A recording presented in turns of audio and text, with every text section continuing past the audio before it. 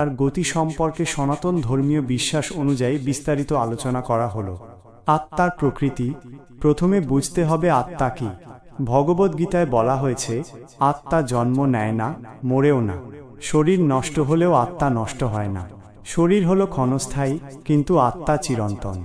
এ কারণে মৃত্যুকে প্রকৃত অর্থে মৃত্যুই বলা যায় না।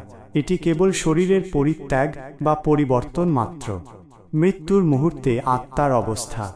যখন মৃত্যুর সময় আসে তখন 5টি প্রাকৃতিক উপাদান পৃথিবী, জল, অগ্নি, বায়ু, আকাশ ধীরে ধীরে ভেঙে পড়ে। শরীর ভারী হয়ে আসে, দৃষ্টি ম্লান হয়, প্রাণশক্তি ধীরে ধীরে হৃদয় কেন্দ্রে গিয়ে সংকুচিত হয়। আত্মা দেহের মধ্যে থেকে প্রাণরূপ শক্তির সাহায্যে দেহ ত্যাগ করে।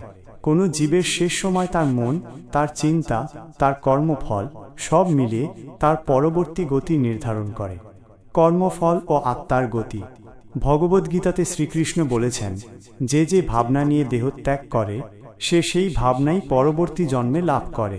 অর্থাৎ মৃত্যুকালে যদি মন ভগবানের চিন্তায় নিমগ্ন থাকে তবে মুক্তি বা ঈশ্বরলোকে গমন ঘটে।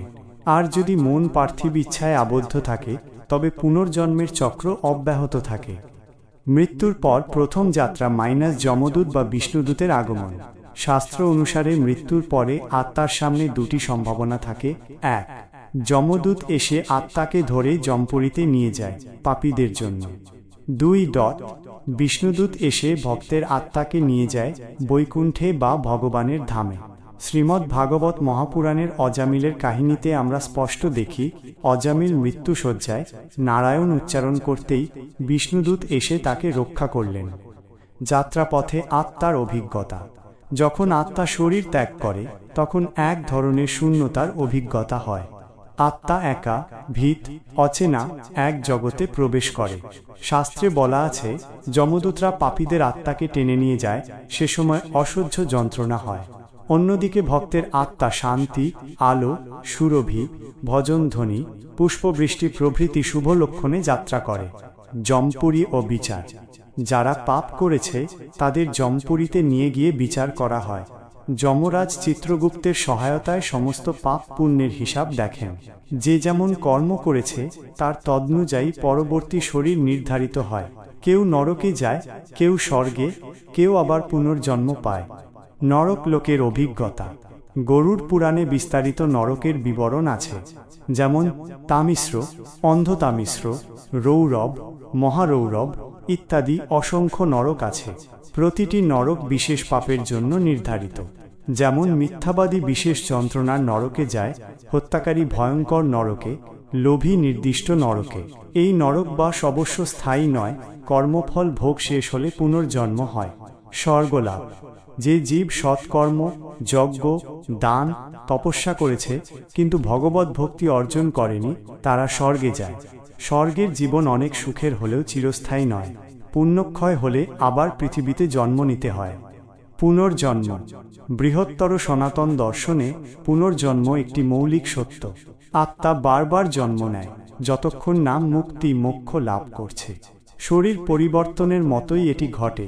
যেমন মানুষ পুরনো পোশাক ফেলে নতুন পোশাক পরে, তেমনি আত্মা পুরনো দেহ ত্যাগ করে নতুন দেহ ধারণ করে। ভক্তের মুক্তি। যারা শ্রীকৃষ্ণ, নারায়ণ বা ভগবানের অন্য যে কোনো রূপে নিবেদিত ভক্তি করেছে, মৃত্যুর পর তাদের আত্মা যমরাজের কাছে যায় না। ভক্তির ফলে আত্মা মুক্ত হয়ে সরাসরি বৈকুণ্ঠ বা গোলক বৃন্দাবনে পৌঁছে যায়। ভাগবত ও গীতা বলছে, ভক্তির পথই একমাত্র চিরস্থায়ী মুক্তির পথ। মৃত্যুকালে চিন্তার গুরুত্ব। অন্তিম সময়ে জীব যা স্মরণ করবে সেই গন্তব্যই পাবে। এজন্য শাস্ত্রে সদা ভগবানের নাম জপ, কীর্তন, ভজন করার কথা বলা হয়েছে। এতে মৃত্যুর সময় মন শ্রীকৃষ্ণের নামেই নিবদ্ধ হয়। উপসংহার। মৃত্যু এক দেহান্তর, কিন্তু আত্মা অমর। কারো মৃত্যু তার কর্মফল অনুসারে পুনর্জন্ম, স্বর্গ বা নরক যাত্রা আনে। আবার ভক্তের জন্য মৃত্যু মানেই মুক্তির দ্বার, ভগবানের ধামে প্রবেশ। তাই জীবনের প্রকৃত লক্ষ্য হওয়া উচিত ঈশ্বর স্মরণ, ভক্তি, সৎকর্ম ও ধর্মাচরণ। আত্মা সনাতন ধর্মের একটি মূল ধারণা, যা আমাদের জীবন ও অস্তিত্বের গভীরতম দিকগুলো নিয়ে আলোচনা করে। এটি কেবল একটি শরীর নয়, বরং প্রতিটি জীবের ভেতরের চিরন্তন অবিনশ্বর অংশ। আত্মার স্বরূপ। আত্মা মূলত সৎ চিত আনন্দ স্বরূপ। সৎ এর অর্থ চিরন্তন বা শাশ্বত। আত্মা সময়ের অধীন নয়, তাই এর কোনো জন্ম বা মৃত্যু নেই। শরীর পরিবর্তিত হতে পারে, কিন্তু আত্মা অবিনাশী। চিত এর অর্থ জ্ঞান বা চেতনা। আত্মা হলো আমাদের ভেতরের সেই জ্ঞান ও চেতনার উৎস, যা আমাদের অনুভব করতে, চিন্তা করতে এবং বুঝতে সাহায্য করে। আনন্দ এর অর্থ আনন্দময়। আত্মার প্রকৃত স্বরূপ হলো আনন্দময়। যদিও আমরা পার্থিব জীবনের দুঃখ কষ্ট অনুভব করি, আত্মার মূল প্রকৃতিতে কোনো দুঃখ নেই, বরং এটি আনন্দের মহাসাগরের অংশ। জীবাত্মা ও পরমাত্মা। সনাতন দর্শনে আত্মা দুই ধরনের, জীবাত্মা এবং পরমাত্মা। জীবাত্মা এটি প্রতিটি জীবের মধ্যে থাকা স্বতন্ত্র আত্মা। এটি পরমাত্মার একটি ক্ষুদ্র অংশ, যা দেহ ধারণ করে। জীবাত্মা কর্মফলের অধীন এবং বিভিন্ন যোনিতে বারবার জন্ম নেয়। পরমাত্মা এটি হল পরম সত্তা বা ঈশ্বর, যিনি সমস্ত কিছুর মধ্যে বিদ্যমান। তিনি সমস্ত জীবাত্মার উৎস এবং একই সাথে প্রতিটি হৃদয়ে অবস্থিত। ভগবদ্গীতায় এই সম্পর্ককে একটি গাছের সঙ্গে তুলনা করা হয়েছে। গাছটির মূল হল পরমাত্মা, আর তার অসংখ্য পাতা হল জীবাত্মা। প্রতিটি পাতা মূলের সঙ্গে যুক্ত থাকলেও নিজেদের আলাদা অস্তিত্ব নিয়ে থাকে। আত্মা ও পুনর্জন্ম। আত্মা এক শরীর থেকে অন্য শরীরে স্থানান্তরিত হয়, যতক্ষণ না মোক্ষ বা মুক্তি লাভ করে। এই স্থানান্তর অনেকটা মানুষ যেমন পুরনো পোশাক ফেলে নতুন পোশাক পরে, তেমনি ঘটে।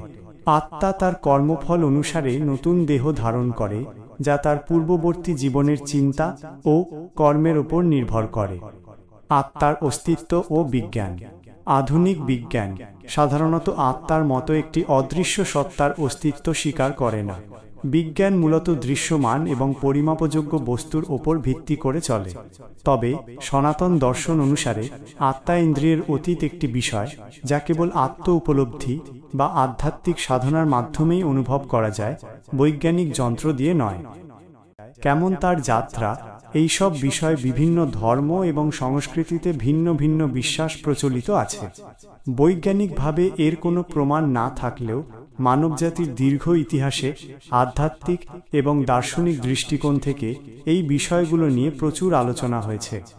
বেশিরভাগ ধর্মীয় বিশ্বাস অনুযায়ী মৃত্যু কেবল দেহের সমাপ্তি, কিন্তু আত্মার নয়। আত্মা হলো এক অবিনশ্বর সত্তা, যা দেহের বিনাশের পরেও টিকে থাকে। কিছু বিশ্বাস অনুযায়ী মৃত্যুর পর আত্মা তার পার্থিব শরীর ত্যাগ করে একটি নতুন রূপে বা নতুন মাত্রায় প্রবেশ করে। এটি এক ধরনের রূপান্তর, যেখানে আত্মা তার পূর্বের জীবন এবং কর্মের ফলস্বরূপ ভিন্ন অভিজ্ঞতা লাভ করে। হিন্দু ধর্ম এবং বৌদ্ধ ধর্মে পুনর্জন্মের ধারণাটি খুব গুরুত্বপূর্ণ। এই বিশ্বাস অনুযায়ী আত্মা এক জীবন থেকে অন্য জীবনে যাত্রা করে, যতক্ষণ না সে মুক্তি বা মোক্ষ লাভ করছে। একজন মানুষের কর্মফল, কর্ম তার পরবর্তী জীবনের গতিপথ নির্ধারণ করে। যদি কর্ম ভালো হয়, তবে আত্মা একটি উন্নত জীবন লাভ করে, আর যদি মন্দ হয়, তবে তার জীবন নিম্নতর স্তরের হতে পারে। এই চক্র থেকে মুক্তি পাওয়া বা নির্বাণ লাভ করাই হল চূড়ান্ত লক্ষ্য। অন্যদিকে ইসলাম এবং খ্রিস্টান ধর্মের মতো আব্রাহামিক ধর্মগুলোতে পুনর্জন্মের বদলে পরকালের ধারণায় বিশ্বাস করা হয়। এই বিশ্বাস অনুযায়ী মৃত্যুর পর আত্মা একটি বিচার দিবসের অপেক্ষায় থাকে।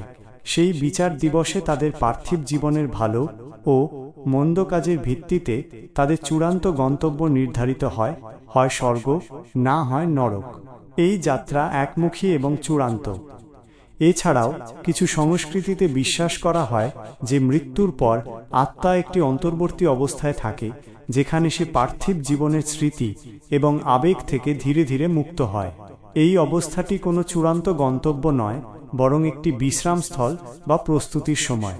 আবার অনেকে বিশ্বাস করে আত্মা তার প্রিয়জনদের কাছাকাছি থাকে এবং তাদের সুরক্ষা দেয়। মৃত্যুর পর আত্মার যাত্রা আসলে এক রহস্যময় এবং গভীর আধ্যাত্মিক বিশ্বাস। এটি মানবজাতির অস্তিত্ব, কর্ম এবং জীবনের উদ্দেশ্য নিয়ে বিভিন্ন প্রশ্নের উত্তর খোঁজার একটি প্রয়াস। এই বিশ্বাসগুলো মানুষকে ভালো কাজ করতে, সৎ পথে চলতে এবং জীবনের প্রতি শ্রদ্ধাশীল হতে উৎসাহিত করে। হরে কৃষ্ণ। প্রিয় ভক্তবৃন্দ, আপনারা দেখছেন ভক্তিলিঙ্ক চ্যানেল।